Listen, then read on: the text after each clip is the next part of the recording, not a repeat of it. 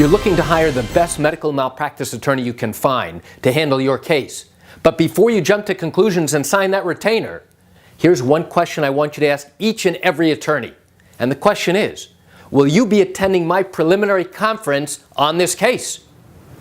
You want to know what this is and why it's so important? Come join me for a moment as I share with you some great information.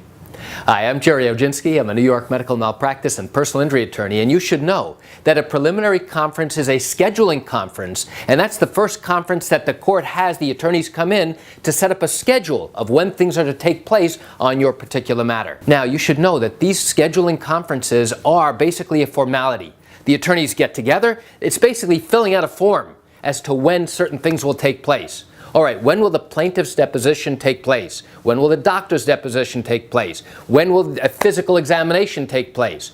And when will certain documents be exchanged? So all this is basically fill in the blanks. But that's not why I tell you to ask this question. I tell you to ask this question because you will find that some of the best trial attorneys in New York appear on this conference. Many lawyers, many law firms send the most junior associates to these preliminary conferences. Why?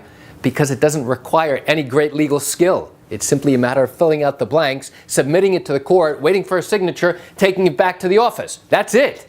There's no great legal skill involved. However, you will find that the best trial attorneys in New York are the ones who go to this conference. You want to know why? It's because they want to develop a relationship.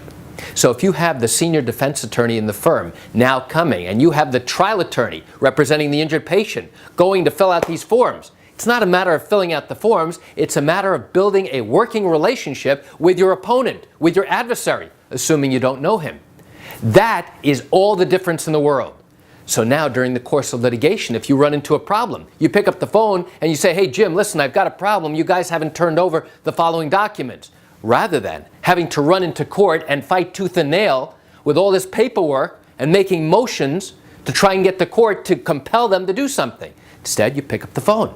And now, as you're getting closer to trial, if you want to engage in settlement discussions, at least you now have a working relationship with your opponent. Now you can pick up the phone and say, hey Jim, what's the settlement position for the insurance company? What do they want to do with this case? And you begin to get a feel and a feedback based upon your working relationship.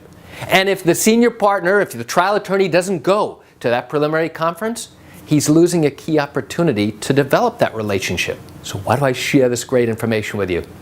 I share it with you just to give you an insight and an understanding into what goes on in these medical malpractice cases here in New York. You know, I understand you're watching this video because you have questions or concerns about your own matter.